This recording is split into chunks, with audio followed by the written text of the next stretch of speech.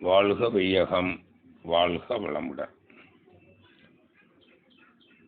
இன்றைய ஜூம் இணைப்பிலே கலந்து கொண்டிருக்கின்ற சிந்தனை ஆற்றல் மிக்க சகோதர சகோதரிகள் அனைவருக்கும் எனது மாலை வணக்கத்தையும் வாழ்த்துக்களையும் தெரிவித்துக் கொள்கிறேன். ஆசான் அவர்களுடைய அறிவோடு என் அறிவை இணைத்து கொண்டு அவர்கள் ஆன்மீக சாதனைக்கு வகுத்து கொடுத்திருக்கின்ற மனவளக்கலை என்னும் யோகா பயிற்சிகளை மௌன நோன்பிருந்து எப்படி ஆன்மாவை அறிவது என்பதை பற்றிய ஒரு உரையை நான் உங்களுக்கு நிகழ்த்த இருக்கிறேன். அதன் மூலம் அந்த மௌன நோன்பு அல்லது மௌனத்தின் சிறப்பை நீங்கள் விளங்கிக் கொள்ள இருக்கின்றீர்கள். மௌனத்தை பற்றி எல்லா மகான்களும் சொல்லியிருக்கிறாங்க. ஞானம் பெற்ற மகான்கள் அத்தனை பேரும் ஞானத்தை மௌனத்தில் இருந்துதான் பெற்றிருக்கிறார்கள். சும்மா இரு சொல்லற என்று சொல்வார்கள். அருணகிரிநாதர் கூட சும்மா இருந்தார். ஒன்றும் பேசாது இரு. நீ பேசாதிருந்தால் இறைவன் பேசுவான் என்று மகிழ்ச்சி சொல்லுவாங்க. எல்லாரும் சொல்லுவாங்க. ரமணர் கூட அதான் சொல்றார். எல்லா ஞானிகளும் மௌனம் இருந்துதான் ஆன்மாவை அறிந்திருக்கிறார்கள், தன்னை அறிந்திருக்கிறார்கள், கடவுளை அறிந்திருக்கிறார்கள், ஞான நிலையை அடைந்திருக்கிறார்கள். இதனால மகரிஷியும் நம்முடைய மனவளக்கலை பயிற்சிகள்ல மௌன நோன்பதான் மிக சிறப்பாக சொல்வார்கள். மிக சிறந்த முறை. மௌனம் இருந்துதான் நாம் மௌன நிலையை அடைய முடியும். நாம் மௌன நிலையை அடையணும். நமக்கு கேள்விகள் ஏதும் இல்லை என்கிற ஒரு நிலையை அடையணும். சும்மா இருக்கும் மனம். No question at all. அறிய வேண்டியதை அனைத்தையும் அறிந்துவிடும். அதான் நிறைவு. அதனால்தான் ஞானிகளுக்கு கேள்விகள் இருக்காது. நான் இயற்கையோடு கலந்து விட்டேன், எனக்கு கேள்விகள் ஏதும் இல்லை என்று ஒரு மகான் சொல்லுகிறார். ஞானிகள் கேள்விக்கு விடையாக இருப்பார்கள், பதிலாக இருப்பார்கள் என்றெல்லாம் மகான்கள் கூறுகிறார்கள். அதனால மகரிஷி சொல்லுவாங்க, நீங்க இந்த மனவளக்கலை பயிற்சிகளை மௌனம் இருந்து சாதனை செய்ய வேண்டும். மௌன காலத்தில் நம்ம பயிற்சிகளை செய்யணும்னு சொல்லுவாங்க. மௌனம் ஒரு மணி நேரம் கூட இருக்கலாம், அல்லது 2 மணி நேரம் 3 மணி நேரம் டைம் ஃபிக்ஸ் பண்ணிக்கணும். ஒரு நாள் மௌனம் அல்லது தொடர் மௌனம் எப்படி வேணாலும் இருக்கலாம். இது சொல்லுவாங்க.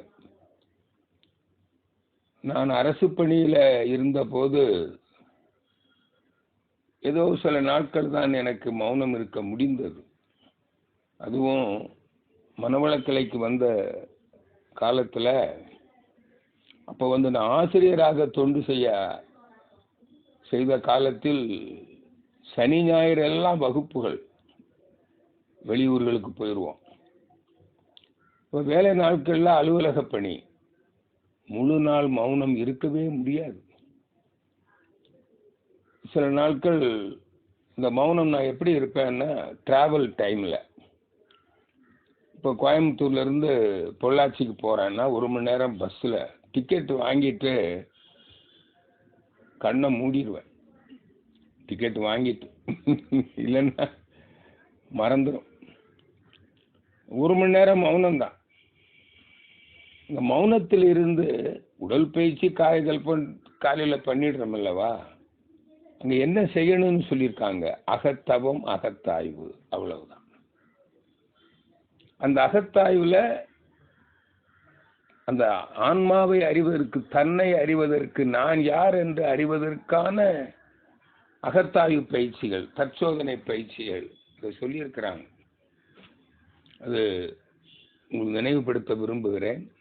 வாழ்வின் நோக்கம், வாழ்க்கை தத்துவம், எண்ணம் ஆராய்தல், ஆசை சீரமைத்தல், சினம் தவிர்த்தல், கவலை ஒழித்தல், நான் யார். இந்த 6 தலைப்பு. இதுல நீங்க திரும்ப திரும்ப திரும்ப அகத்தாய்வு பண்ணணும். அகத்தாய்வுன்னா வேற ஒண்ணும் இல்லை. இந்த 6 தலைப்புகளிலும் மகரிஷியுடைய கூற்றை, அவருடைய பேச்சு, அவருடைய எழுத்துக்களை படிக்கணும். திரும்ப திரும்ப படிச்சு அதை முழுமையாக தெளிவாக விளங்கிக் கொள்ள வேண்டும். அதான் அகத்தாய்வு. You understand. நீ புரிஞ்சிக்க, புரிதல். அது அப்படியே மகரிஷியுடைய ஸ்பிரிட்ல நம்ம பேசணும். இந்த வாழ்வின் நோக்கம், வாழ்க்கை தத்துவம், அதை விளங்கிக் கொள்ளணும். அப்போ அதை திரும்ப திரும்ப படிக்கணும். படிச்ச பிறகு திரும்ப திரும்ப சிந்திக்கணும். படிச்சதை திரும்பவும் நினைவுக்கு கொண்டு வந்து சிந்திக்கணும். இது இஸ் இட் கரெக்ட்? மகரிஷி என்ன சொல்றாங்க? You must feel with the author. அப்புறம் உங்களுக்கு ஒரு ஆசிரியர் அவரை அந்த தலைப்புல நீங்க பேசுங்கன்னு சொன்னா, அந்த வாழ்வின் நோக்கம், வாழ்க்கை தத்துவம், மகரிஷி என்ன உணர்வுல பேசினாங்களோ அந்த உணர்வுல நீங்க பேசணும். அவ்வளவு தெளிவா இருக்கணும். மகரிஷியிடம் கேட்ட அதே கருத்துக்கள், அதை நீங்க உணர்ந்த நிலையில மகரிஷி சொல்றாங்க பாருங்க, நான் உணர்ந்து ஓதியதை நீங்கள் ஓதி உணர்ந்து உரையாற்றணும், சொல்லணும். அப்படி சொல்றவங்க தான் ஆசிரியருக்கே தகுதியானவர். அதன் பிறகுதான் அவரு அருள்நிதி பயிற்சிக்கே வரணும். அப்பதான் ஆசிரியர் ஆக முடியும். ஆனா இப்ப எனக்கு ரொம்ப வருத்தம். நானும் 42 வருஷமா இருக்கிறேன். நாள்தோறும் சில அன்பர்களை தொடர்பு கொள்ளுகிறேன் தொலைபேசியில. எங்க இந்த வாழ்வின் நோக்கம், வாழ்வின் நோக்கத்தை தெளிவா சொல்லுங்க பார்க்கலாம். இறைநிலை அடைதல்ங்கிறீங்க. மகரிஷி ஏதாவது சொன்னாரு, அதையும் சொல்லி இருக்கிறார். அப்ப நான் இறைநிலை அடைதல்னா என்னன்னு சொல்லுங்க. 6வது அறிவில் உயர்ந்து இயற்கையை முழுமையாக அறிந்து, அறிவில் முழுமை பெறுதல், இயற்கை இன்பங்களை தீர்த்து மன நிறைவு பெறுவது. இன்னொன்னு சொல்வார், 6வது அறிவை கொண்டு புலன்களுக்கு மறைவாக உள்ள இயற்கையை அறிந்து, அப்பதான் இயற்கையை முழுமையாக அறிந்து இயற்கை இன்பங்களை துய்த்து மன நிறைவு பெற்று இயற்கையோடு 2 கலந்து விடுவது. அதான் இறைநிலை அடைதல். கண்டிடலாம் அவனை எங்கும் இயற்கையாக. இதான் இயற்கை எய்தினார். அந்த இயற்கையோடு இயற்கையாக 2 கலந்துடணும். அதான் இறைவனடி சேர்ந்தார். இறைநிலை இயற்கையா தானே இருக்குது. அப்போ நீ இயற்கை நிலை, இயற்கை எய்துவதுதான் இறைநிலை அடைதல். புரியணும். அது என்ன? அது புரியணும் இல்ல? தன் எழிலை தானே ரசித்து இன்புற்று நிறைவு பெறணும். அதுக்கு தானே வந்தது. அப்பதான் பிறவி தொடராது. மீண்டு இல்லைன்னா உடல் எடுக்கும். எதுக்கு இந்த உடல் எடுத்து வந்தோம்? இறைநிலை ஏன் உடல் எடுத்து வந்தது? இந்த உடலை கட்டிக்கொண்டு இந்த உடலிலே வாழுகிறது இறைநிலை. எதுக்கு? இந்த இயற்கையை ரசித்து இன்புறுவதற்கு. இயற்கை பஞ்சபூதங்களா தானே இருக்குது. பஞ்சபூதங்களை எப்படி ரசிக்கிறோம்? அழுத்தம், ஒலி, ஒளி, சுவை, வாசனையாக. வேற ஒண்ணும் கிடையாது. அதை ரசித்து இன்புறுத்து நிறைவு. அது எப்ப நிறைவு பெறும்? அந்த அனுபவிக்கும் தன்னை அறிகிற போது நிறைவு வந்துடும். அதான் 6வது அறிவு. அதான் மெய்ப்பொருள் அறிவு, ஆன்மீக அறிவு. ஆன்மான மெய்ப்பொருள். அப்ப நிறைவு வந்துருச்சுன்னு வச்சுக்கோங்க, அங்கதான் அமைதி வருது வாழ்க்கையில. புரியுதா? அதான் அமைதிக்கு ஆன்மீக அறிவு. மகரிஷி மனிதகுலம் அமைதியாக வாழ்வதற்கு தன் வாழ்நாளை அர்ப்பணித்து அருள் தொண்டு ஆற்றியிருக்கிறார். என்ன அருள் தொண்டு? ஆன்மீக அறிவு விளக்கேற்றினார். எதுக்கு? மனித குலம் அமைதியாக வாழ. நல்லா கவனிங்க.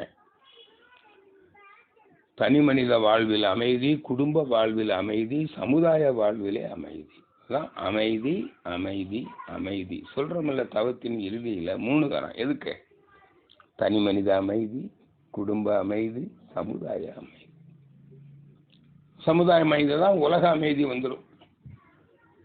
இந்த சமுதாயத்தில் தனி மனிதனாகவோ கூட்டாகவோ சேர்ந்து யாரிடமும் போரிட மாட்டார்கள், பிறர் வளம் பறிக்க மாட்டாங்க. அதே போல ஒரு நாடு இன்னொரு நாட்டுடைய வளத்தை பறிக்காது. அதான சமுதாய அமைதியும் உலக அமைதியெல்லாம் ஒண்ணுது. அது தனி மனித குடும்ப சமுதாய அமைதிக்கு என்ன வேணும்னு பார்த்தோம்? ஆன்மீக அறிவு. அதான் இது ஆன்மீக கல்வி. புரிஞ்சுங்களா? அதைத்தான் அப்போ மாதிரி சொல்றாங்க. இப்போ தவத்தின் இறுதியில சொல்றோம்ல சங்கல்பம், அதை கவனிச்சு பாருங்க. உடல் நலத்தோடு நீண்ட நாள் வாழணும், நிறை செல்வத்தோடு வாழணும், உயர் புகழோடு, அதாவது உறவுகள், அது உடல் நலத்தோடு நீண்ட நாள் வாழுதல், பொருள் வளத்தோடு வாழுதல், நட்பு நலத்தோடு வாழுதல். எப்படி இந்த 3 இருந்தால் உலக இன்பங்களை அனுபவித்து மன நிறைவு பெறணும் இல்லையா? அதுக்கு மெய்ஞானம் ஓங்கி வாழ்தல் தான் சொன்னார்.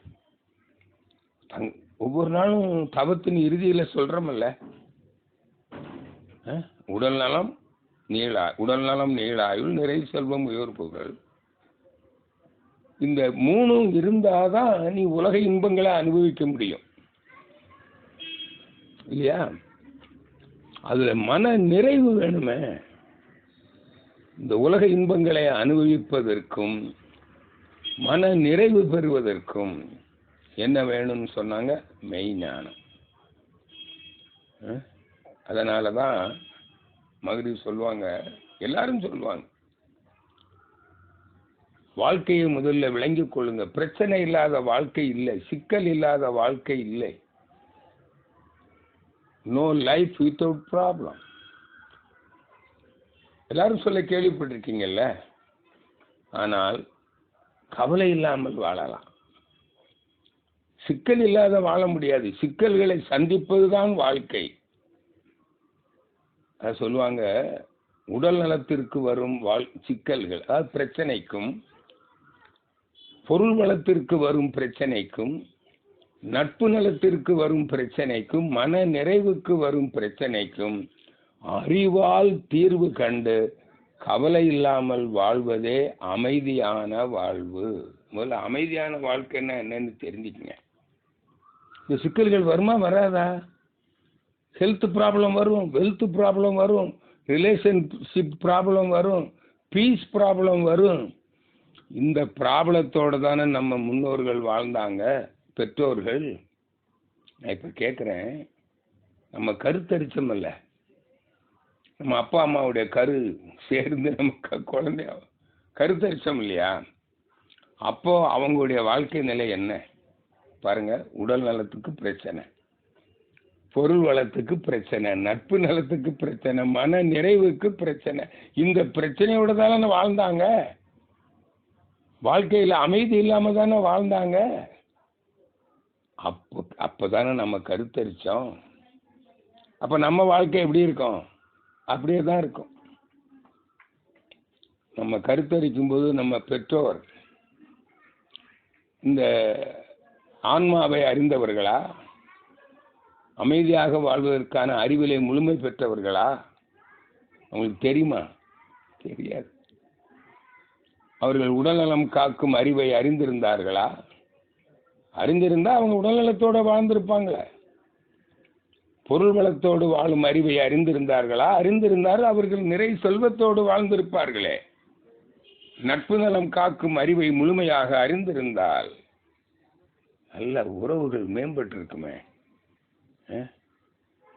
பாருங்க, உறவுகள் மேம்பட்டிருக்கும். அவர்களுக்கு மன அமைதி இருந்ததா? நிறைவு இருந்ததா? இல்லையே. அதனாலதான் திருவள்ளுவர் சொல்றார், அறிவு அற்றங்காக்கும் கருவி. அறிவு தான் நம்மளை துன்பத்திலிருந்து காக்கும். இந்த வாழ்க்கை பிரச்சனைகள், சிக்கல்கள் இருக்கு இல்லையா, தொடரும் சிக்கல் தான் துன்பமே. தீர்க்கப்படாத பிரச்சனை தான் துன்பம். பிரச்சனை இல்லைன்னா துன்பம் இல்லை. பிரச்சனையை தீர்த்துட்டீங்கன்னா தான் சொல்லுவாங்க, பிரச்சனை இல்லாத வாழ்க்கை இல்லை, கவலை இல்லாத வாழ்க்கை உண்டு. வீட்டுக்கு வீடு வாசப்படி, அது பிரச்சனை. கவலை இல்லாம வாழ முடியும். அதான் வள்ளுவர் சொல்றார், அறிவு அச்சம் காக்கும் கருவி, செருவாருக்கும் உள்ளளிக்கலாகாரும். அறிவுடையார் எல்லாம் உடையார், அறிவிலார் என்னுடையரேனும் இலர். யார் சொல்றது? திருவள்ளுவர். நண்பர்களே, இந்த அறிவு ஆன்மா ரெண்டும் ஒண்ணுதான். ஆன்மானா மெய்ப்பொருள், அதான் சத்தியம், உண்மை, கடவுள், அழியாத பொருள், இருந்தது, இருக்கிறது, என்றும் இருப்பது, எவர் லாஸ்டிங். அது புலன்களுக்கு மறைவாக உள்ளது, அது அரூபம்.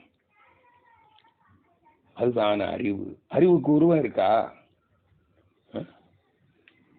மகிழ்ச்சி கேட்பாங்க, கடவுளுக்கும் உருவம் இல்லை, கடவுள் ஒன்றுதான் இல்லையா? அறிவுக்கு உருவம் இருக்குதா? அப்போ ரெண்டு அறிவும் இருக்க முடியுமான்னு கேட்கிறார். அப்ப ஆன்மா வேறு, மெய்ப்பொருள் வேறு, கடவுள் வேறு, அறிவு வேறா? அன்பர்களே, சிந்திப்பீர். நான் இன்னைக்கு பேசுற உரை நான் உங்களுக்கு அதிலே போட்டிருக்கிறேன்.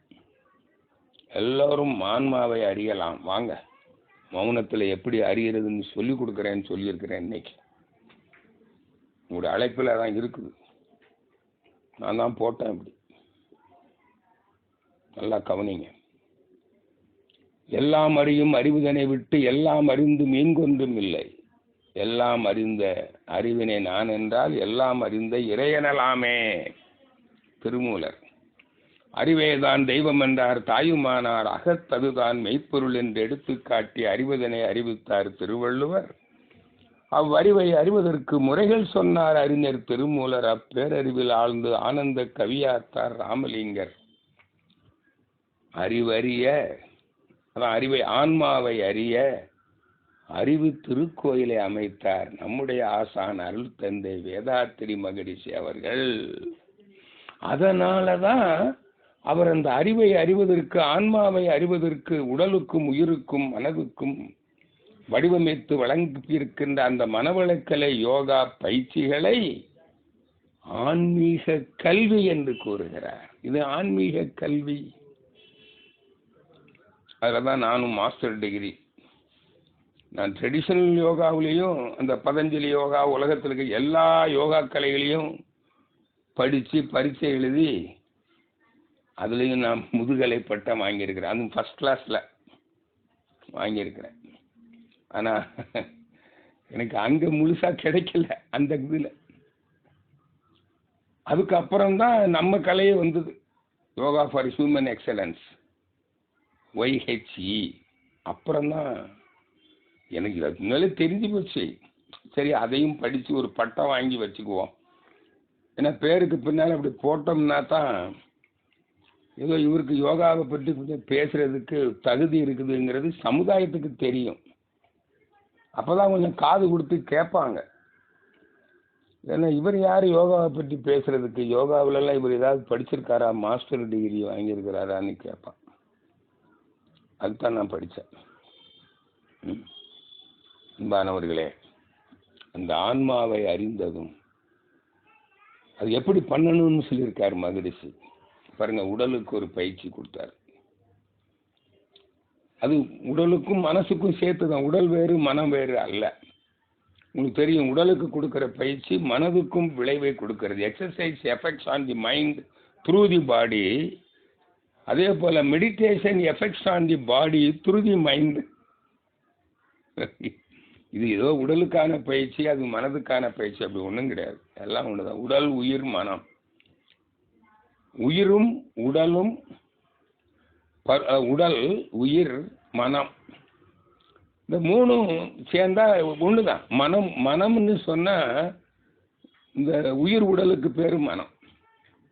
உடல்னு சொன்னா உயிர் உடலுக்கு பேர் தான் உடல், இல்லைன்னா அது சடலம், பிணம். உயிர் அப்படின்னாலே இது உயிரினம். மனிதன் ஒரு உயிரினம். உயிரினம்னால அதுக்கு மனமும் இருக்கும், அதுக்கு உடலும் இருக்கும். பாருங்க, உடல் உயிர் மனம்னா என்னமோ நினைக்காதீங்க, வேற வேறன்னு நினைக்காதீங்க, எல்லாம் ஒண்ணுதானுங்க. இந்த ஆன்மா என்பது மெய்ப்பொருள். இது இந்த பிரபஞ்சத்துல என்ன இருக்குதுன்னு பாருங்க. அதுல இந்த உடல்ல எடுத்துக்கங்களேன். இந்த உடல்ல என்ன இருக்குது? மனம்ங்கிறீங்க இல்லையா? அப்புறம் உயிர்னு ஒன்று சொல்றீங்க, உடல்னு ஒன்று சொல்றீங்க. அந்த உடலுங்கிறது என்னதுங்க? விண், அது நிலம், நீர், நெருப்பு, காற்று, விண். அதானே பஞ்சபூதங்கள் கூடினது தானே உடல். இந்த உடல்ங்கிற வார்த்தை இல்லைன்னா அது பேர் பிணம்னு பேர், சடலம் பேர், சடப்பொருள்னு பேர். உடல் என்றாலே உயிர் உடல், சீவன்னு தான் அர்த்தம். இந்த அஞ்சும் கூடி இருக்குல்ல. அப்புறம் இன்னொன்று என்ன இருக்குதுங்க? இந்த உறுப்புகளை அசைக்கிற உடல் மன இயக்க கருவிகளை இயக்குகிற சீவ காந்தம்னு ஒன்று இருக்கு. தி பயோ மேக்னெட்டிக் எனர்ஜி, அதான் உயிர், அதான் உயிர் சக்தி, உயிர் சக்தி. அப்புறம் என்ன இருக்குது? உணர்வு, உணர்தல், சிந்தித்தல், அழுத்தம், ஒலி, ஒளி, சுவை, வாசனையை உணருது, இன்ப துன்ப அனுபவத்தை பெறுகிறது, உணர்தல், துய்த்தல். அப்புறம் வாட், ஹவ், ஒய் அப்படின்னு கேள்விகள் கேட்டு சிந்தித்து விளங்கி கொள்ளுகிறது, இல்லை பகுத்து பார்க்கிறது. அதான் பிரித்து உணர்தல், பிரித்தல், பகுத்தல், வாட், ஹவ், ஒய், சிந்தித்தல், உணர்ச்சியும் சிந்தனையும். இதான மனம். இப்ப இதுல நம்ம எல்லாம் அப்ப இது என்ன நீ பாருங்க, வேற ஒண்ணும் இல்லை. ஒண்ணு நிலம், நீர், நெருப்பு, காற்று, விண். இந்த ஐந்தும் கூடுனா சீவகாந்தம் இல்லைங்களா? அதுவும் ஒரு ஆற்றல். அது இந்த பஞ்சபூதங்கள் நிலை இல்லாதது, சீவகாந்தமும் நிலை இல்லாதது தான். இன்னொன்னு என்ன இருக்குதுங்க? இங்க மனம்னு ஒண்ணு சொல்றீங்கல்ல, அதான் அறிவு. ஜீவன்களில் அந்த அறிவுக்கு பேரு மனம். புரியுது? சடப்பொருளா இருந்தா அதுக்கு பேரு அறிவு. அங்க இப்போ நம்ம உடலை விட்டு உயிர் போயிடுச்சு, அங்க மனம் இல்லை, ஆனா அறிவு இருக்கும். உயிர் போன பிறகும் இந்த உடல் செல்கள் இயங்குகின்றது, தன் நிலை மாறுகிறது. உறுப்பு இயங்காது, செல்கள் கை, காலு, இருதயம்லாம் இயங்காது, உறுப்பு இயங்காது. ஏன்னா உறுப்பு இயக்குவது ஜீவகாந்தம். ஆனா அங்க இருக்கிற ஒவ்வொரு அணுவும் நிலை மாறுது. சொல்றாங்க இல்லையா, உயிர் பிரிந்து இத்தனை மணி நேரம் ஆயிடுச்சு, உடல் செல்கள்ல என்னென்ன மாற்றம் வந்திருக்குதுன்னு கண்டுபிடிக்கிறீங்கல்ல. அப்ப அங்க ஒரு மாற்றம் நடந்துகிட்டு இருக்கு. பாடி டீகம்போஸ் ஆகுது, அணுக்கள் பிரிஞ்சு போயிட்டே இருக்குது, நிலையெல்லாம் மாறுது, ரசாயனத்தன்மையில மாற்றம் வருகிறது. அது முறையா கரெக்டா இத்தனை மணி நேரம் ஆனா இந்த உடல் செல்லுல என்னென்ன ரசாயன மாற்றம் வரணும்னு ஒரு நீதி இருக்கு. அது கரெக்டா நடக்குது. அதான் அறிவு. ஆர்டர் ஆஃப் ஃபங்க்ஷன், இயக்க ஒழுங்கு. புரியுதுல்ல? அணுவுக்கு அறிவு இருக்குது, தன்னைத்தானே சுற்றுது, அது ஒண்ணு இன்னொன்னு சுத்துது. அந்த அணுக்கள் கூடியதுதான் பூமி. இந்த பூமி தன்னைத்தானே ஒழுங்கா சுத்துது, தாறுமாறா சுத்துறது இல்லை. ஒரு நாளைக்கு ஒரு வேகமா சுத்துது. சரியா 365 கால் நாள்ல சூரியனை சுத்திக்கிட்டு வருது. அப்ப அந்த அணுவுக்கு அறிவு இல்லையா? அணுக்களால் ஆனதுதானே பூமி. அது சடப்பொருள் தானே. அப்ப அதுக்கு அறிவு இருக்குதா இல்லையா? அறிவு இருக்கு. இன்ப துன்ப உணர்வு தான் இல்லை, மனம் இல்லை. ஏன்னா அங்க பஞ்சபூதங்கள் முறையாக கூடல. பூமியில பஞ்சபூதங்கள் முறையா கூடனா ஜீவன், தாவரம், புழு, பூச்சி, ஊர்வன, கால்நடைகள், மனிதன். புரிஞ்சுதுல்ல?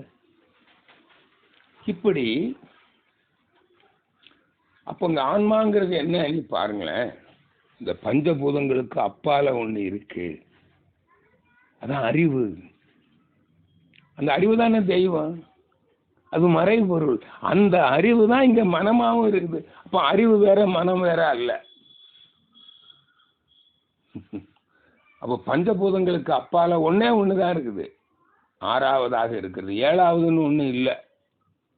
அப்ப ஆறாவது அறிவுன்னா ஆன்மாவையோ தெய்வத்தையோ அல்லது இயற்கையின் மூலத்தையோ அல்லது மறைவாக உள்ள இயற்கையையோ தன்னையோ, தன்னதுன்னா இங்க இங்க மனதையோ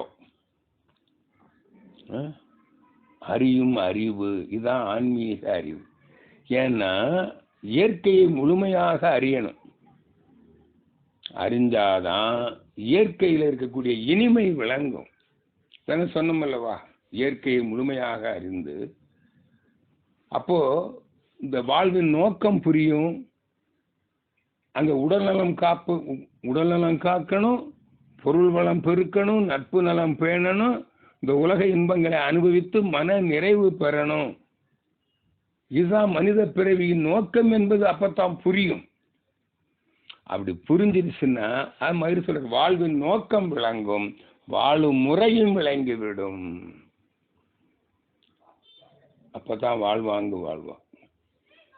அதான் சொல்லியிருக்கிறார் மகரிஷி. முதல்ல அந்த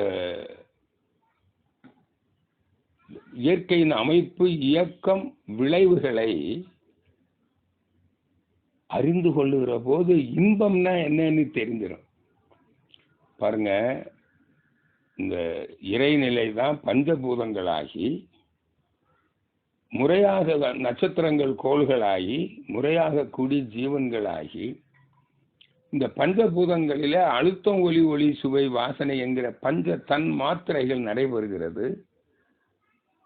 அந்த தன்மாற்றம் பெற்று அழுத்தம், ஒலி, ஒளி, சுவை, வாசனைங்கிற விளைவை கொடுத்து அந்த பஞ்சபூதங்களாக இருக்கிற விண் என்ன ஆகுது, ஆதி நிலையை அடைந்து விடுகிறது. அந்த சுத்தவெளி அறிவு நிலை, அதான் அறிவு சுத்தவெளி. அந்த அறிவு நிலையில இருந்து, சுத்த வெளியில் இருந்து எழுச்சி பெற்று விண்ணாச்சு இல்லையா. அப்புறம் காற்று, நெருப்பு, நீர், நிலமாச்சு. அழுத்தம், ஒலி, ஒளி, விளை, வாசனை, அழுத்தம், ஒலி, ஒளி, சுவை, வாசனைங்கிற 5 விளைவுகளை கொடுத்து மீண்டும் அறிவு நிலையை அடைந்து விடுகிறது. இதுதான் இயற்கை நீதி. இது விளங்கிரும் எப்போ இந்த பயிற்சிகளை செய்து நான் யாருங்கிற ஒரு கேள்வியை கேட்டா. அது என்ன பயிற்சி, எப்படி செய்யணும்னு சொல்லியிருக்காரு சரிங்களா. உடல் பயிற்சி செய்யணும், தான் சொன்னேன். காயக்கல்ப பயிற்சி செய்யணும், தவம் செய்யணும். தவத்துல அகத்தவம், அதாவது 3 மறைபொருட்களை உணர்கிற அந்த துரியாதீத தவம். அதான் ஆக்கினை, துரியம், துரியாதீதம். அந்த துரியாதீத தவத்தை கொடுத்து அருள் செல்வருங்கிற பட்டத்தை கொடுத்துட்டாரு. இதுதான் தன்னை அறிவதற்கான தவம். அதான் இயற்கையை முழுமையாக அறிவதற்கு, புலன்களுக்கு மறைவாக இருக்கிற அந்த மெய்ப்பொருளை, மறைபொருளை, இயற்கையில இறைநிலை என்பது அறிவு. அது அறிவாகவும் இருக்கிறது, விண்ணாகவும் இருக்கிறது, காந்தமாகவும் இருக்கிறது. அந்த விண்ணும் காந்தமும் நிலை இல்லாதது. ஆனால் அதை புலன்களால் உணர முடியாது. அதனால்தான் புலன்களுக்கு மறைவாக இருப்பது காந்தம், விண், வெளி. இந்த 3மே மறைவாதான் இருக்கு. அப்ப ஐயறிவால் இதை நீங்க என்ன செய்ய முடியாது, அறிய முடியாது. சிந்தித்து அறியலாம். ஆனா அதனுடைய இருப்பை தவம் செய்து உணரலாம். எப்படி பாருங்க, ஆதினை தவம் செஞ்சா ஒரு அதிர்வு தெரியுது இல்ல, அப்ப அங்க ஏதோ ஒண்ணு இருக்குல்ல. அங்க அது என்னது, எதை உணர்றீங்க? அப்புறம் துரியம் செய்கிற போது அங்க ஒரு உணர்வு இருக்கு, ஒரு உரசல் உணர்வு. ஆதினையில ஃபீபிள் வைப்ரேஷன், துரியத்துல ஃபீபிள் சென்சேஷன் மாதிரி சொல்லுவார். அப்ப அங்க ஏதோ ஒண்ணு உணர்றீங்கல்ல, சுவை ஒளி ஊறு ஓசை நாற்றத்தை உணர்ற மாதிரி பஞ்சபூதங்களா அழுத்தம் ஒலி ஒளி சுவை வாசனையா உணர்றீங்க. அது புலன்களுக்கு எட்டு இயற்கை. அங்க புலன்களுக்கு எட்டாத காந்தத்தை ஆதினையில உணர்ந்தீங்கல்ல, அது என்னதுன்னு சிந்திச்சீங்களா? அந்த சிந்திக்கிறதுக்கு பேர் தான் அகத்தாய்வு. துரியத்துல ஒரு உரசல் உணர்வு தெரிஞ்சது இல்ல, அது என்ன? அதுக்கப்புறம் சொன்னாரு மகிழ்ச்சி பாரு, துரியாதீதம் சுத்த வெளி, அத கவனி சொல்றாரு. அப்படியே பார்க்கிறப்போ உனக்கு அகக்காட்சியாக கும் இருட்டு தெரிஞ்சது இல்ல. இருட்டை தான் கவனிக்க சொன்னேன். ஆனா நீ கவனிச்சுக்கிட்டே இருக்கும்போது அந்த இருட்டுக்குள்ள இன்னொரு இருட்டு தெரிஞ்சிருச்சு உனக்கு அகக்காட்சியா. கும் இருட்டு, அது என்னதுன்னு சிந்திச்சியா? இதாங்க தன்னை அறியும் கலை. அப்பதான் நான் யார்? நான் உடலா? நான் உடல்னா என்னது பாருங்க. உடல் பஞ்சபூதங்களால் ஆனது. பஞ்சபூதங்கள் என்பது என்ன? விண், காற்று, நெருப்பு, நீர், நிலம் என்பது என்ன மாதிரி சொல்லியிருக்கிறார். என்னது அது? அது அணுக்களின் கூட்டம். எப்படி வந்தது இந்த அணு? அந்த பஞ்சபூதங்களை எப்படி உணர்றோம்? அழுத்தம் ஒலி ஒளி சுவை வாசனையாக உணர்கிறோம். அப்போ சுவை ஒளி ஊறு ஓசை நாட்டம்ங்கிற விளைவை கொடுப்பது எது? இந்த பஞ்சபூதங்களுடைய கரைசல். அதானே காந்தம். அது ஜீவன்ல உயிரினத்துல ஜீவகாந்தம், சடப்பொருள்ல அதுக்கு பேரு வான்காந்தம். வேற ஒண்ணு. அப்புறம் வேற என்ன இருக்குது? அந்த அப்போ பஞ்சபூதங்கள் என்ன? அணுக்களின் கூட்டம், விண்ணு. புரியுதா? அப்போ ஆதினையில காந்தத்தை உணர்ந்தோம், துரியத்துல விண்ண உணர்ந்துட்டோம். சரி, இந்த விண்ணாக இருப்பது எது? சுத்த வெளிதானே. சத் சித் அனந்தம். சத்துனா சுத்தவெளி, சித்துனா விண், அனந்தம்னா காந்தம். இதுக்கு மேல பிரபஞ்சத்துல ஒண்ணுமே இல்லை. இதான் சச்சிதானந்தம். சைவ சித்தாந்தம் சொல்லி சச்சித்தானந்தம் சொல்லுவாங்க. அப்ப சத்துங்கிறது அறிவு, சுத்தவெளி. சித்து என்பது இயக்கம், சக்தி. அது சிவம், இது சக்தி. அப்புறம் சிவசக்தி. சிவசக்திங்கிறது என்னவா இருக்குது? அழுத்தம் ஒலி ஒளி சுவை வாசனை. இதை உணர்கிற மனம். அப்ப இங்க மனம் எங்க இருந்து வந்தது? அந்த அறிவு தான். அறிவுதான் மனமாகவும் இருக்கிறது. அறிவுதான் அழுத்தம் ஒலி ஒளி சுவை வாசனையாகவும் இருக்கிறது. அதுதான் பஞ்சபூதங்களாக விண்ணாக விண்ணின் கூட்டாக இருக்கிறது. உண்மை புரிஞ்சு போச்சு இல்ல? இதான் நான் யார் தத்துவம். அதுக்கு இந்த பயிற்சியை மகரிஷி எப்படி கொடுத்துருக்காங்க பாருங்க. நீ உடல் பயிற்சி செய்யணும், காயகல்ப பயிற்சி செய்யணும், தவம் பண்ணணும். அதுக்கப்புறமா முதல்ல இந்த வாழ்வின் நோக்கம், வாழ்க்கை தத்துவத்தை நீ விளங்கிக்கணும். அதாவது வாழ்க்கைங்கிறது என்ன? நீ வாழ்வின் நோக்கம், மனித வாழ்வின் நோக்கமே அந்த ஆறாவது அறிவை கொண்டு தன்னை அறிதல். இந்த இயற்கை இன்பங்களை தூக்கி, இப்ப நான் சொன்னேன் இல்லைங்களா, தூத்து நிறைவு பெற்றால் நீ இறைநிலையை அடைந்து விடுகிறாய். மீண்டும் உனக்கு பிறவி இல்லை. உடல் எடுக்கணுமா? அதான் இறைநிலை அடைதல். அப்போ வாழும் போதே நீ இந்த உலக இன்பங்களை தூய்க்கும் போதே, இது தூய்ப்பது யார் என்று விளங்கி கொண்டால் அங்கேயே நிறைவு வந்துடும். போதுங்கிற மன நிறைவு வந்துடும். அங்க ஆசை இருக்காது. அதான் சொன்னாங்க, பொருள் புகழ் செல்வாக்கு புலன் இன்ப ஆசை இல்லை. அப்போ ஆசை இல்லைன்னா நிறைமனம் வந்துடும். நிறைமனம் வந்துட்டா, ஆசையே இல்லைன்னா சினம் வருமா? சினம் கொள்வானா? கடும்பற்று இருக்குமா? முறையற்ற பால் கவர்ச்சி, உயர்தாழ்வு மனப்பான்மை, வஞ்சம்ங்கிற 6 தீய குணங்களோடு தான் நம்ம வந்தோம். அது அப்படியே அடியோடு அழிஞ்சிடும். அதான் மதுரை சொன்னாங்க, தான் தனதுங்கிற தன்முனைப்பு அழிந்து விடும், ஆணவம் அழிந்து விடும், 6 குணங்களும் அந்த அது அழிஞ்சதுனால இனி இந்த 6 குழந்தைகள் பிறக்காது. தான் தனது என்னும் வியத்தகு தம்பதியர்களுக்கு பிறப்பவைதான் 6 விசித்திரமான குழந்தைகள். அந்த தம்பதிகளே அழிஞ்சு போயிட்டா அப்புறம் ஏது உனக்கு 6 குணம்? அப்போ தன்னை அறிந்தவங்கிட்ட 6 குணம் இருக்குமா சொல்லுங்க?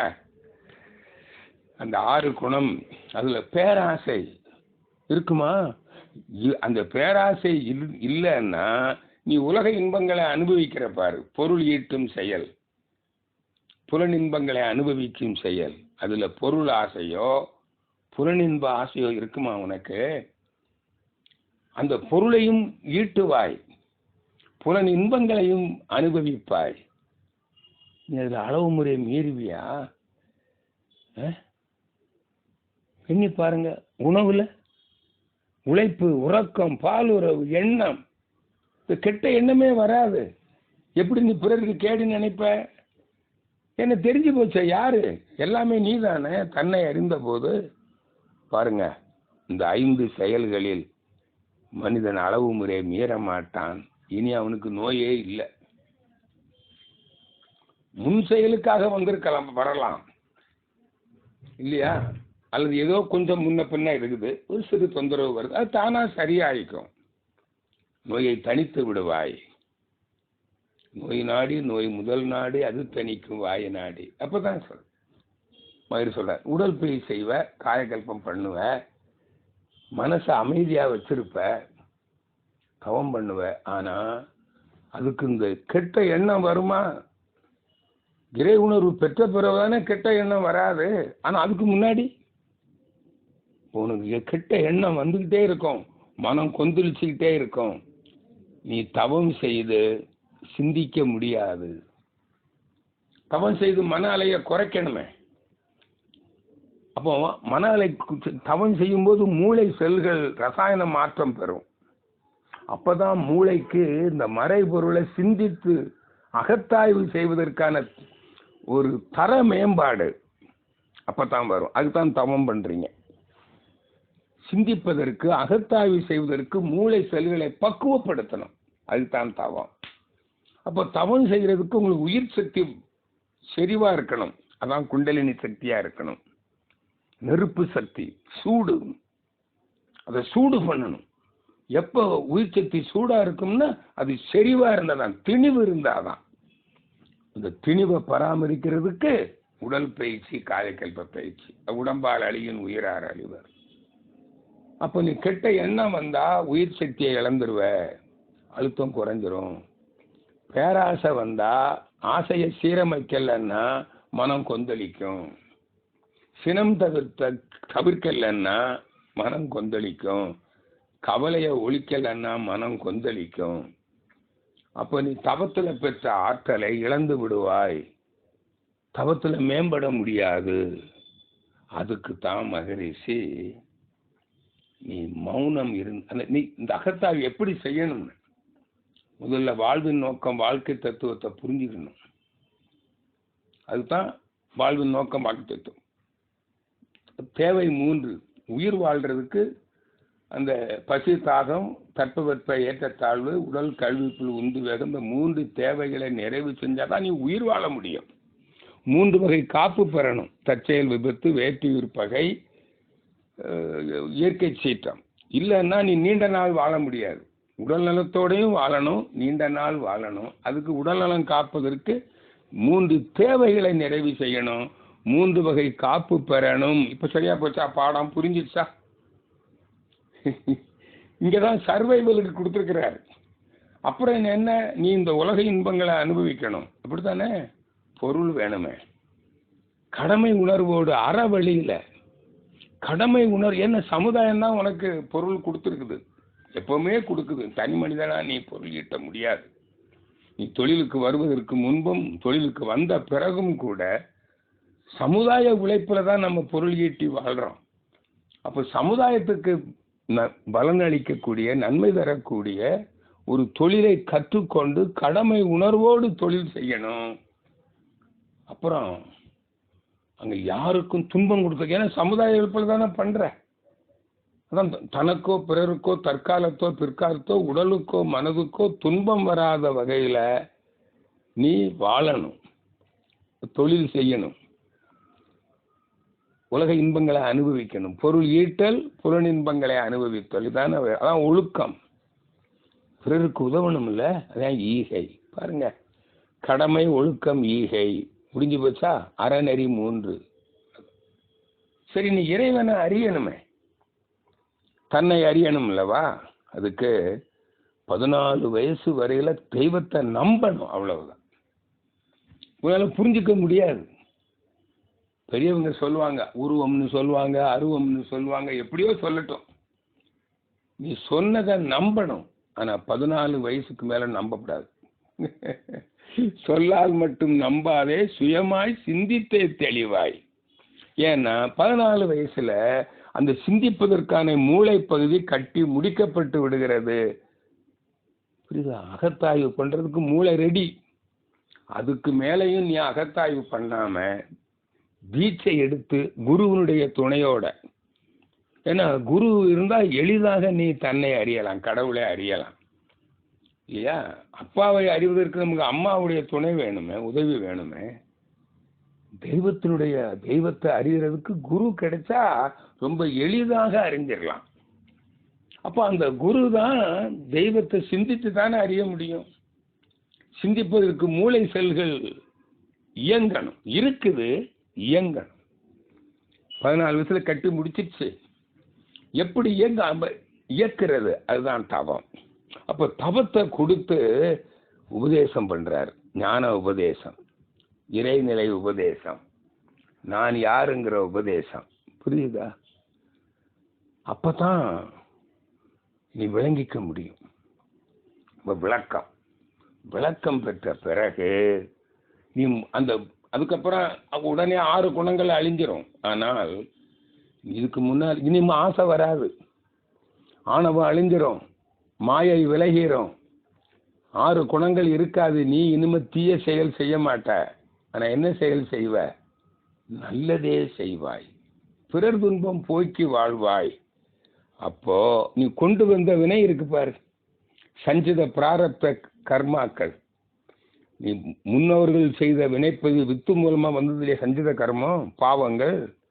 இந்த ஜென்மத்தில் நீ செஞ்ச பாவங்கள் இருக்குதுல்ல, அதுக்கு இப்ப என்ன பண்ணுவ? இப்போ புண்ணியம் செய்து அதை கரைக்க வேண்டும், அல்லது நீ அனுபவித்து கரைக்கணும். அப்படி கரைச்சிட்டா வயோதிக காலம் வருது, இந்த உடல் ஒரு நாள் தளர்ந்துரும். அன்னைக்கு அந்த ஆன்மாவில் கருமையத்துல களங்கங்கள் இருக்குமா? பாவங்கள் இருக்குமா? 6 குணங்கள் இருக்குமா? ஆசை இருக்குமா? நிறைவு பெறாத ஆசைகளின் கூட்டம் இருக்குமா? பாவ பதிவுகள் 6 குணங்கள் இருக்குமா? பாவ பதிவுகள் இருக்குமா? கருமையம் தூய்மை அடைந்து விடுகிறது. அப்ப இனி பிறவி வேணுமா? இந்த ஆன்மாவுக்கு உடல் எடுக்கணுமா? நல்லா கவனிங்க.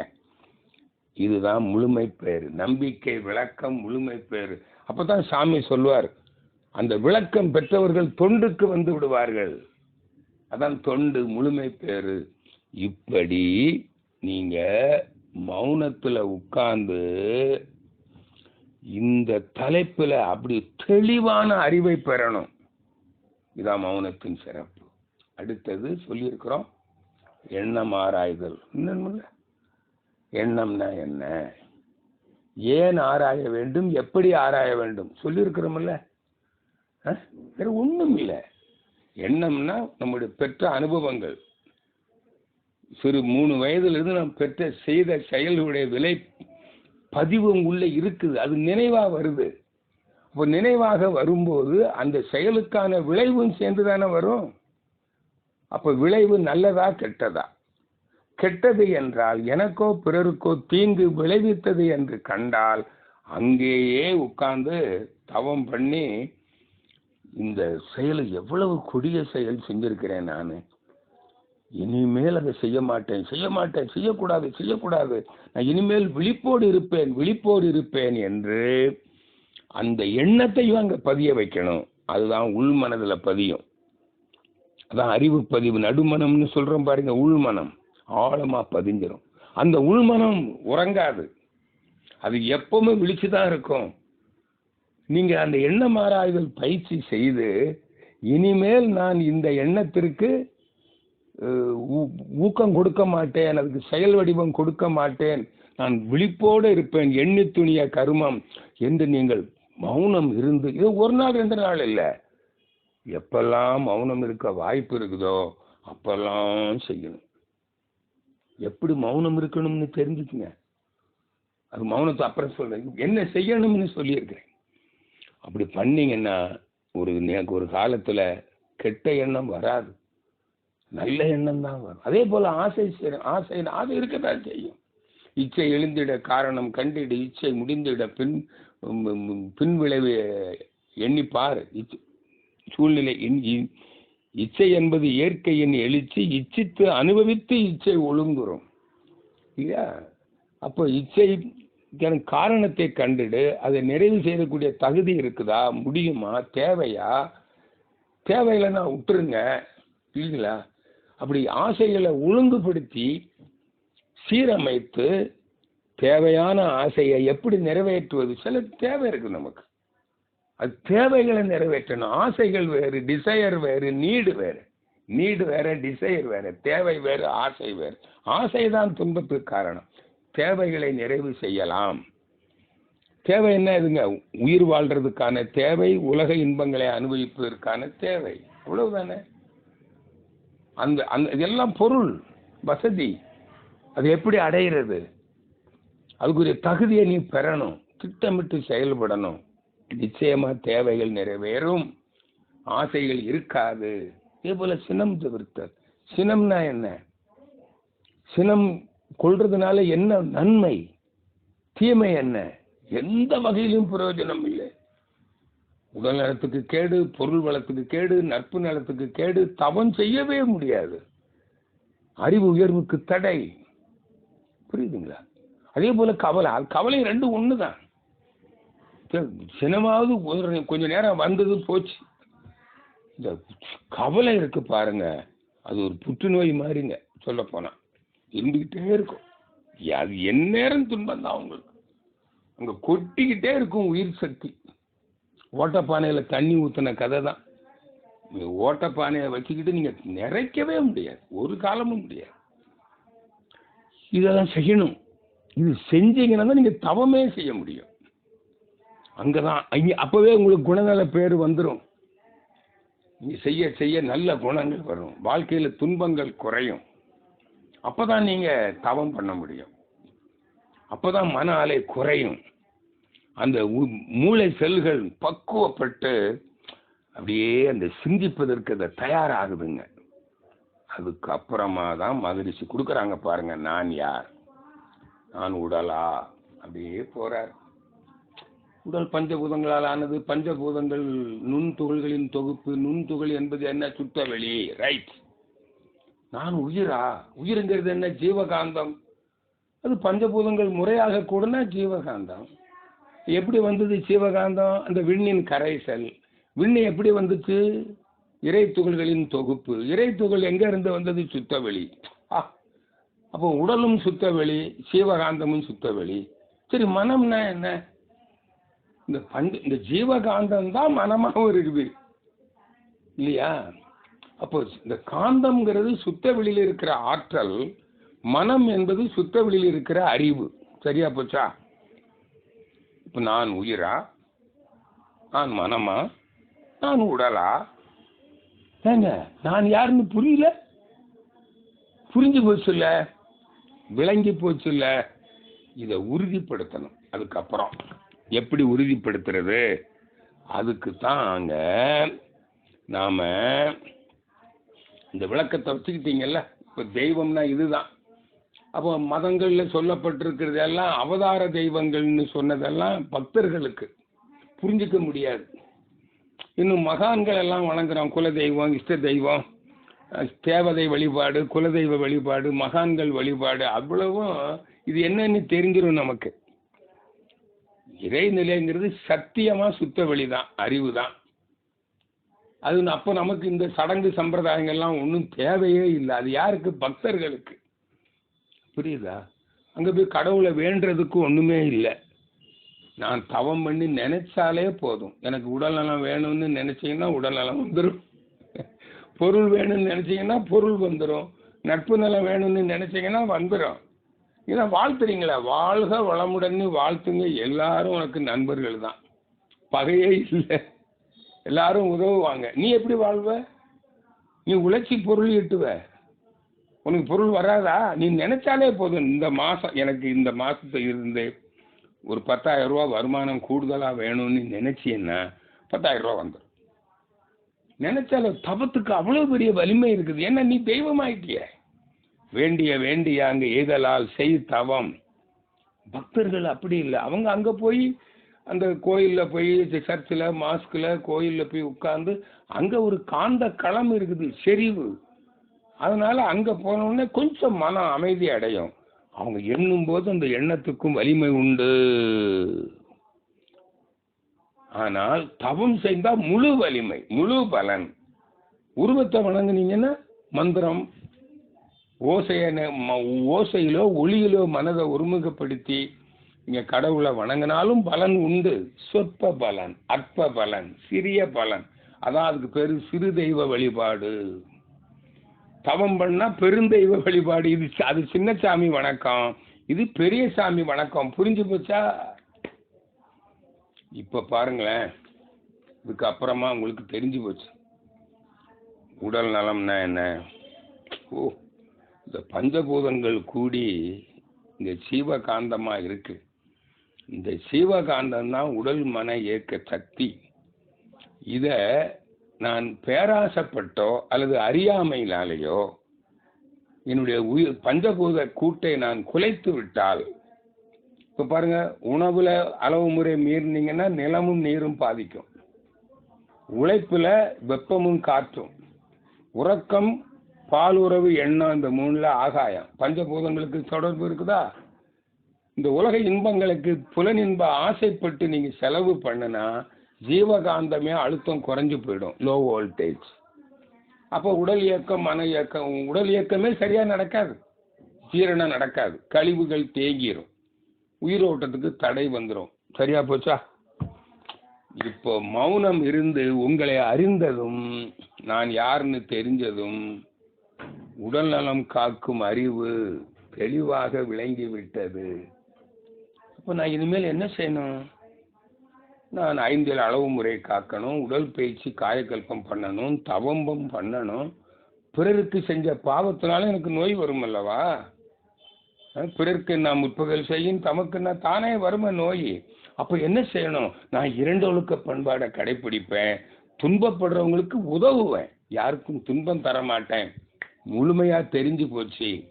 அப்படி சுற்றுப்புற சூழல் சந்தர்ப்பம் மோதலாலும் எனக்கு ரசாயன குழப்பம் வராமல் காத்து கொள்வேன். இப்போ கொரோனா வந்திருக்குது, கொஞ்சம் டிஸ்டன்ஸ் மெயின்டைன் பண்ணுவேன், சுத்தமா வச்சுக்குவேன் இல்லையா? நான் நோய் அது மாதிரி அந்த சுற்றுப்புற சூழலிருந்து நம்மளை காத்துக்கொள்வதில் விழிப்போடு செயல்படுவோம். கோள்கள் செஞ்சாரத்துல நோய் வருதா, பஞ்சபூத நவகிரகம் பண்ணிடுவோம், அவ்வளவுதானே, முடிஞ்சு போச்சு. பாருங்க, மௌனம் இருந்து தன்னை அறிந்து விட்டால், ஆன்மாவை அறிந்து விட்டால் உடல் நலம் காக்கும் அறிவு தெளிவா விளங்கிரும். நீங்க எல்லாருக்கும், நீங்களும் கடைப்பிடிப்பீங்க, அடுத்தவங்களுக்கும் சொல்லுவீங்க இல்லையா? பொருள் வளம் எல்லாம் இயற்கை வளம் இருக்குது. மதுரை சொல்லியிருக்காரு, உன் பிறப்போடு வாழ்க்கை வளங்கள் அனைத்தும் இணைக்கப்பட்டிருக்கிறது. நீ கடவுளை ஒன்றும் வேண்ட வேண்டியதில்லை. ஆக்கத்துறையில் அறிவை செலுத்தி ஊக்கமுடன் உழைக்கணும், நேர்மையா உழைக்கணும், சிக்கனமா இருக்கணும். ஆடம்பர செலவு பண்ணக்கூடாது. இப்போ கொரோனா வந்த பிறகுதான் தெரிஞ்சிருக்குது ஆடம்பர செலவு பண்ணாம இருக்கணும். இனியாவது புத்தி வருதா நீ பார்ப்போம். அப்போ ஏழைகளுக்கு கொடுக்கணும். இப்போ கொடுக்குறீங்கல்ல இல்லாதவங்களுக்கு. எப்பவுமே உழைக்க தெரியாதவன், இயலாதவன், பொருள் இல்லாதவனுக்கு கொடுக்கணும். அதான நட்பு நலம். இப்படின்னா வேல்யூ புரியுது உனக்கு. அப்போ உனக்கு உதவும் உறவுகள் வேண்டும். தனி மனிதனா வாழ முடியாது. என்ன செய்யணுங்க? நான் எல்லாட்டையும் அன்பு செலுத்திடுவே. நீ தன்னை அறிந்த உடனே இவங்கெல்லாம் யாரு? இல்லை, நான் தான். அப்போ அவங்கள பார்க்கும்போது அந்த பார்வையில் அன்பு இருக்கும், இன்முகம் இருக்கும். வன் சொல் பேச மாட்டாய், உடலை தாக்க மாட்டாய், பொருளை பறிக்க மாட்டாய், பிறர் மீது யாரிடமும் எதையும் எதிர்பார்க்க மாட்டாய், ஆதிக்கம் செலுத்த மாட்டாய். Don't demand, don't command, don't comment. குற்றம் குறைகள் சொல்ல மாட்டாய், பிறரிடம் புறங்கூற மாட்டாய். அவர்களுக்கு துன்பம் வந்தால் ஓடோடி சென்று உதவுவாய். பாருங்க, யாரையும் வாழ்த்துவ, நட்பு நலம் வந்துடும் உனக்கு. புரியுதா? ஆசை இருக்குமா? மன நிறைவு வந்தாச்சுல்ல. இப்ப புரிஞ்சுக்கிட்டீங்களா? அதுதான் உன்னையோ கடவுளையோ அறியும் கலை மகரிஷி சொன்னார்.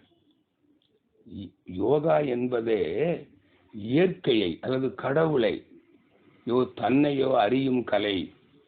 மிஸ்டர் மோடி, நம்முடைய சிஎம் கூட ஐக்கிய நாடு சபையில் பேசும்போது சொல்லியிருக்காரு, yoga is not the posters, it is the psychic practice. அது உடலுக்கு கொடுக்கிற பயிற்சி அல்ல, அது மனதுக்கு கொடுக்கிற ஒரு பயிற்சி, சிந்தனை பயிற்சி.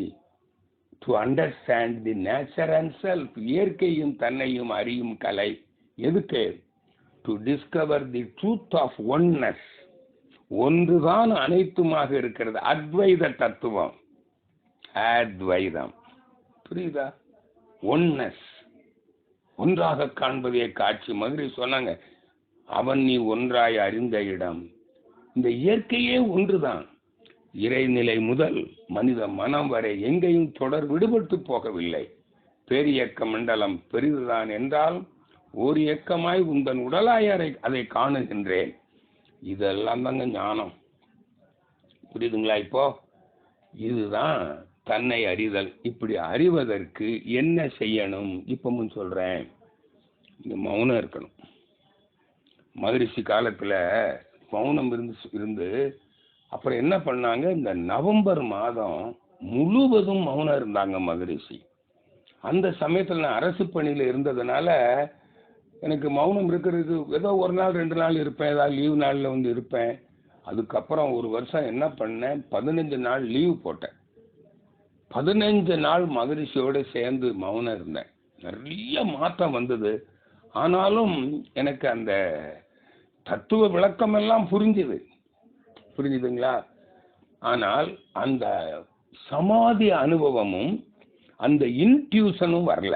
சுத்தவெளி தெய்வம்னு அப்பவே பேசுவேன். மகரிஷியோட பயிற்சி விளக்கம் கேட்டுட்டே அன்னைக்கே பேசிட்டேன். மறுநாள் தான் தீட்சை எடுத்தேன். விளக்கம் பெற்ற அன்னைக்கே கடவுளுக்கு உருவம் இல்லை, சத்தியமா உருவம் இல்லைன்னு பக்கத்து வீட்டுக்காரங்களெல்லாம் கதவை தட்டி சொல்லிட்டேன் ராத்திரியே போய்.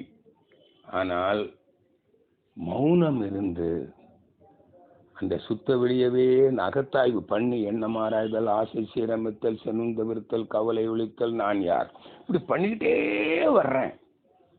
எத்தனையோ நாள் பண்ணேன். 15 நாள் தொடர்ந்து கூட பண்ண முன்னேற்றம் வந்ததே தவிர அந்த சமாதி அனுபவம் எனக்கு வரல. அதாவது சமாதிங்கிறது அது ஒரு நிலை. அதாவது அந்த நிலைக்கு போயிட்டா அது என்னன்னு சொல்ல முடியாதுங்க. அகக்காட்சியாக சுத்த வெளி தெரியும். கும் இருட்ட பார்க்கலாம். ஒண்ணு, விண் துகள்களையும் பார்க்கலாம். அகக்காட்சியா நிச்சயமா பார்க்கலாம். சொல்றாரு பாருங்க திருமூலர், இந்த பசு ரோமத்தை எடுத்து 100,000 கூறு போட்டீங்கல்ல, அதை நீங்க கற்பனை தானே பண்ணினீங்க, பாவனை தானே பண்ணினீங்க பேரியக்க மண்டல தவத்தில் எல்லாம். ஆனா அந்த துரியாதீத சமாதி நிலை வரும்போது, நாம் இருட்டாக மாறுகிற போது அண்டர்ஸ்டாண்ட், அது அந்த விண் ஒளியாக தெரியும். மெல்லிய ஒளி அந்த ஒளி காட்சி ஆகும். இது அனுபவம். அதே சமயத்துல மகரிஷி சொன்னாங்க பாருங்க, இந்த தத்துவம் அது அப்படியே உள்ளுணர்வா விளங்கியதான் இன்ட்யூஷன். மகரிஷி சொன்னாங்க, இறைநிலை அதிர்ந்து கொண்டு இருக்குது, நொறுங்குது, துகள்கள் ஆகுது. அது விண்ணாகி, காற்றாகி, நெருப்பாகி, நீராகி, மண்ணாகி, சூரியனாகி, கோள்களாகி, புல்லாகி, புழுவாகி, பூச்சியாகி, ஊர்வனமாகி, கால்நடையாகி மனிதனில் வந்து முடிந்திருக்கிறது. அங்கே ஜீவகாந்தம் பஞ்ச தன்மாற்றம் பெறுகிறது. அதை உணரும் போது இன்பம். அதை உடல் தாங்கும் அளவுக்கு மேல செலவு பண்ணிட்டா அந்த இன்பத்திலே மயங்கி இருப்பு குறைஞ்சி துன்பம். அந்த இன்பத்தின் மீது அது உடல் துன்பம். அந்த இன்பம் இன்னும் வேண்டும், எனக்கே வேண்டும் என்கிற ஆசையோடு இருந்தால் அங்கே மனதில் நிறைவு இருக்காது. 6 குணங்கள் இருக்கும். அது மனதுக்கு துன்பம். எல்லாம் விளங்கி போச்சு. இன்பம் துன்பம் என்பது என்ன, எங்கிருந்து தோன்றுகின்றது என ஆராய்ந்தேன். எல்லா கேள்விக்கும் விட கிடைச்சிருங்க. அதுக்கப்புறம் எல்லாரும் கேட்பாங்க என்கிட்ட எல்லாம், ஏங்க இந்த வேத சுப்பையா மட்டும் எந்த கேள்வி கேட்டாலும் பதில் சொல்றாரு, விடிய விடிய பதில் சொல்றார், இது எப்படிங்க? நான் உணர்ந்துதான் சொல்றேன். நான் இறைநிலையை உணர்ந்தேன். மகரிஷி சொன்ன மாதிரி அத்தனை அனுபவம், அத்தனை தலைப்பிலும் நான் உரையாற்றுகிறேன். சுகாதாரம், பொருளாதாரம், அரசியல், விஞ்ஞானம், ஆன்மீகம். இந்த 4 மாத லாக்டவுன்ல நான் பேசாத தலைப்பு என்னன்னு சொல்லுங்க. எந்த கேள்விக்கு பதில் சொல்லலைன்னு சொல்லுங்க. மகரிஷி நூல்களை படிங்க போய். அங்க இருக்குது எல்லாமே. அங்க இருக்கிறது எல்லாம் நான் படிக்கிறேன், எனக்கு புரிஞ்சிருது. மகரிஷி சொன்னார், நான் உணர்ந்து ஓதியதை நீங்கள் ஓதி உணர்ந்து கொள்ளலாம். முடிஞ்சு போச்சு கதை. நண்பர்களே, அதுக்கு நான் என்ன பண்ணினேன்னு சொல்றேன். இந்த மௌனம் 15 நாள் மௌனம்லாம் இருந்தேன் பார்த்தீங்களா. அதுக்கப்புறம் 1 மணி நேரம் 1/2 மணி நேரம்லாம் இருந்தேன். சரியா வரல. அதுக்கப்புறம் என்ன செஞ்சேன், வாரத்தில் 1 நாள் மௌனம், ஃபுல் டே.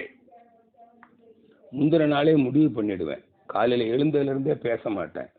மாலையில் 6 மணி கோயம்புத்தூரில் தான் இருப்பேன், வீட்டில் தான் இருப்பேன். சாயங்காலம் 6 மணிக்கு ஒரு மன்றத்துக்கு போவேன். அங்கே போய் தவம் முடிச்சுட்டு அங்கே ஒரு சின்ன சிந்தனை விருந்து கொடுப்பேன். இதுதான் என்னுடைய பழக்கம் இருந்துக்கிட்டே இருந்தது. அது கிட்டத்தட்ட ஒரு 6 மாத காலம். ஒன்று செவ்வாய்க்கிழமை இருப்பேன், அல்லது வியாழக்கிழமை இருப்பேன். 6 மாதம் ஆச்சுங்க. ஒரு ஜூன் மாதம் 12ஆம் தேதி மாலை 4:15 மணிக்கு எனக்கு அந்த சமாதி நிலை அனுபவமும் உள்ளுணர்வாக அந்த ஞானக்கண் திறந்தது. இறைநிலை அன்று என்னோடு பேச தொடங்கியது. அன்றிலிருந்து இன்று வரை என்னோடு பேசிக்கொண்டே இருக்கிறது. அன்பர்களே, இதைத்தான் நான் ஒவ்வொரு நாளும் ஃபேஸ்புக்கில், வாட்ஸ்அப்பில் சொல்லிக்கிட்டே இருக்கிறேன். நாங்கள் வேதாத்திரி மகரிஷி சொன்னதைத்தான் நான் சொல்கிறேன். உங்களை எல்லாம் அன்போடு கேட்டுக்கொள்வது, நீங்கள் மௌனம் இருங்கள். மௌனம் என்ன? மௌனம்னா என்ன? காய மௌனம், வாக்கு மௌனம். பேசக்கூடாது, தேவையில்லாமல் நடமாடக்கூடாது. உடல் தேவையை மட்டும்தான் நிறைவு செய்யணும். நீங்கள் முதல்ல எல்லாம் படிச்சிடணும். முதல்ல படிச்சுட்டு அங்கே அகத்தாய்வு பண்ணணும். வாழ்வின் நோக்கம், வாழ்க்கை தத்துவம், எண்ணம், ஆராய்தல், ஆசை, இதை படித்து மௌனத்தில் இருந்து அகத்தாய்வு பண்ணணும். அதுக்கப்புறம் படிக்கக்கூடாது. ஏன்னா படித்து புரிஞ்சுக்கிட்டீங்கள, அதுக்கப்புறம் படிக்கிற வேலையே இல்லை. பேசாமல் உட்கார்ந்து அப்படியே கண்ணை மூடி உட்கார்ந்து அமைதியான இடத்துல ஃபுல்லாக உட்காந்துடணும். தவம் பண்ணணும், ஏதாவது ஒரு தவம். ஆகின துரிய தவம் பண்ணணும், 9 மிக தேயணும், ஏதாவது 5 தவம் பண்ணுங்க ஒரு நாளைக்கு. மகிழ்ச்சி சொல்லியிருக்காரு. ஒரு தவம் முடிச்சுட்டு வாழ்வின் நோக்கம், வாழ்க்கை தத்துவம், எண்ணம் ஆராய்தல், ஆசை சீரமைத்தல், சினம் தவிர்த்தல், கவலை ஒழித்தல், நான் யார், இப்படி பண்ணிக்கிட்டே வாங்க. வேற ஒன்று, வேற தலைப்பெல்லாம் மற்றதெல்லாம் அது அப்புறம் பார்த்துக்கலாம். இதை முடிச்சுட்டு அதை படிங்க, எல்லாம் புரிஞ்சிடும்.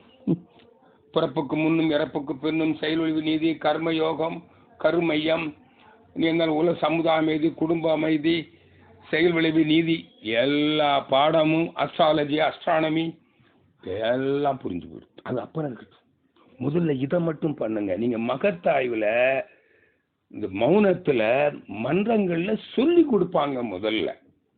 இப்ப நாளையிலிருந்து கருவம்பாளையத்தில் நடத்த போறீங்களாமா. ஒரு ஆசிரியர் என்ன செய்யணும்னா, தவம் நடத்தணும். ஒவ்வொரு தலைப்பிலையும் எப்படி அகத்தாய்வு செய்யணும்னு சொல்லி கொடுத்து கொஞ்சம் ஒரு 5 நிமிஷத்துல முடிச்சிடணும். எண்ணம் ஆராய்தல் 5 நிமிஷம் பேசிட்டு நீங்க பேசாம உட்கார்ந்துடணும். ஆசிரியர் மேற்கொண்டு பேசக்கூடாது.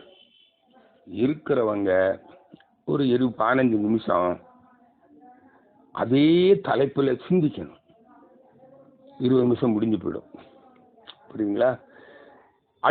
அடுத்தால ஒரு தவம், அடுத்த ஒரு சப்ஜெக்ட் எண்ணம் ஆராய்தல். அப்போ இதை அந்த ஆசிரியர் தெளிவா சொல்லணும். நான் சொன்ன மாதிரி சொல்லி கொடுத்துட்டு இனிமே நீங்க பண்ணுங்க, உட்கார்ந்து எழுது. தேவை, பழக்கம், சூழ்நிலை, பிரமண தூண்டுதல், கருவமைப்பு, தெய்வீகம், எதுல வந்துச்சு, இதெல்லாம் எழுதணும். அதே மாதிரி ஆசை சீரமைத்தல் எழுதணும், சினம் தவிர்த்தல் எழுதணும், கவலை ஒழித்தல் எழுதணும். எழுதுற வேலை சிந்திக்கிற வேலை தான். புத்தகத்தை படிக்கக்கூடாது. எப்போ முதல்ல படிங்க. அப்புறம் நீங்கள் மன்றத்தில் நீங்கள் மௌனம் இருக்கிறீங்கள, அது மௌனம் இருக்கிறது கற்றுக்குறீங்க. அது மௌன நோன்பு ஆகாது. மௌன நோன்புனா நான் பண்ண மாதிரி தனியாக உட்காந்துடணும். நான் வீட்டில் சொல்லிடுவேன், நாளைக்கு மௌனம். நீ எங்கேயாவது வீட்டில் நானும் துணைவியார் பிள்ளைகள் வெளியே போயிடும், நீ யார் வீட்டுக்கு போயிடு, சமைச்சு வச்சுட்டு போயிடு. வெளியில் பூட்டு போட்டு பூட்டிடு, யாரும் வரமாட்டாங்க. டெலிஃபோனை ஆஃப் பண்ணி வச்சிருவேன், காலிங் பெல்லை ஆஃப் பண்ணி வச்சிருவேன். பின் ட்ராப் சைலன்ஸ். புரியுதா? இப்படி இருக்கணும் மௌனம். சும்மா மௌனம் இருக்கிறேன்னு அங்கே உட்காந்து சைகை காமிச்சுக்கிட்டு ஒருத்தருக்கு ஒருத்தர் கண்ணை தேவையில்லாமல் கண்ணை திறக்கப்படாது. மதுரை சொல்லுவாங்க, நீங்கள் பொருள் ஈட்டும் வேலை இல்லை, புலன் இன்பங்களை அனுபவிக்கிற வேலை இல்லை, புலன் வழி செலவு இல்லை, இல்லையா? அப்போ அமைதியாக உட்காந்துருப்ப. சிவகாந்தம் செலவாகுமா பார். எதுக்கு மௌனம் இருக்கணும்? மௌனம்னா உடல் மௌனம், மனம் வாக்கு மௌனம். மனம் சிந்திக்கும். மனம் சிந்திக்கும் போது மன அலை குறையும், அது செலவு குறையும். புரியுதுங்களா?